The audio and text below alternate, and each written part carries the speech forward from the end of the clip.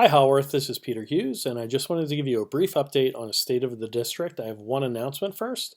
That is that Haworth Moms is collecting funds to actually provide shift workers in Englewood Hospital with food and food donations. So if you guys could contribute to that, that'd be wonderful.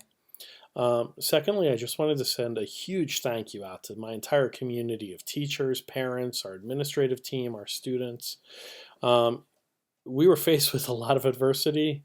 Last week, we were told we were closing on Thursday and did close our building on Friday. And on Monday, we started instruction again. I just wanted to thank everybody for the Herculean efforts that occurred, especially for my teachers and my administrative team. Could not have done it without you. I really feel fortunate. I think of you as the number one.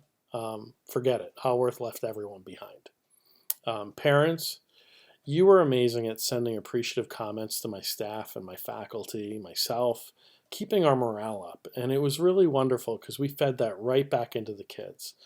And I think you had a unique perspective. I think you saw actually how much our teachers give and care. And finally, our administrative team and our students. Our administrative team really was behind the scenes and orchestrating this the entire time.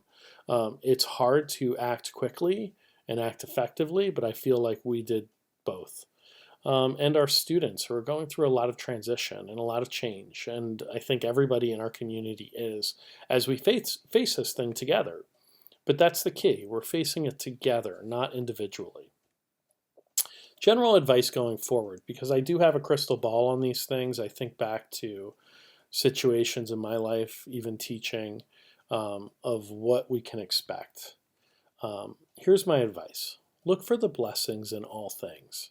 Right now, we're going to be spending a lot more time with family. And this weekend, you have a lot of unstructured time. Put the devices down. Spend some time creating that closer bond. Despite what goes on outside, we can control the climate in our homes and use this time to build stronger family bonds. Whatever you could do to do that, I think it's going to help us all get through it a little bit more. While we need to practice social distancing physically, I think we should also practice social connection and making relationships with one another stronger, either online and with family in the house. The reality is we're going to be going through some stuff, and I don't think this is going to be short term. I don't know how long it will be, but I'm pretty sure it's going to be more than those 2 weeks that we were anticipating. I also want you guys to realize it's normal to have a range of emotions. This is a big change for everyone, and I think that there's a lot of uncertainty.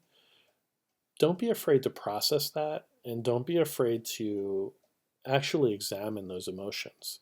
A couple of things you're going to experience, and actually, this is real. This is real. When you have large things that happen that are change in people's lives, you almost go through a grief process. You go through the grief process of the way life was and what it's become. And I think it's important to honor that and to realize what that is. If you'd like to, you can Google it and kind of look up the stages of grief. But it will help you examine kind of what you're going through and realize that everything you go through is normal. And our kids are going to go through something similar. So the more structure we can offer them and the more love we can support them with, the better. So there are some specific ways to help K through 2 and 3 through 8 in the instructional side of things. This is more of the nuts and bolts.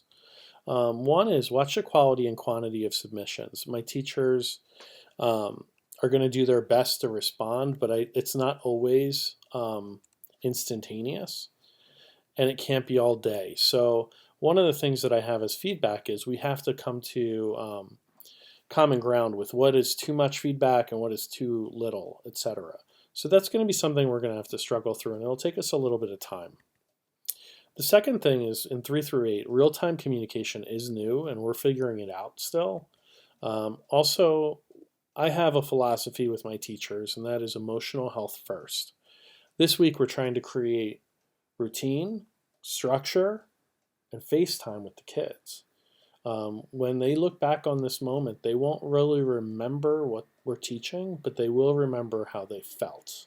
And they will remember whether or not they were supported through this. And I think that that's something that we all need to keep in mind. It's really the priority is emotional health first, then the core four language arts, social studies, science, and math, then enrichment. Okay, in that order. Because if kids don't feel safe, if they don't feel comfortable, that's something that's going to impact them instructionally, and that's actually going to hurt them in many ways. And really, what we're trying to do is blunt that trauma of having a major shift change in their lives. They've been doing great, and they're very resilient. And you've been doing great as parents, and my teachers have been doing great. But it's going to be common to like have a little bit of breakdown here and there, and that's okay.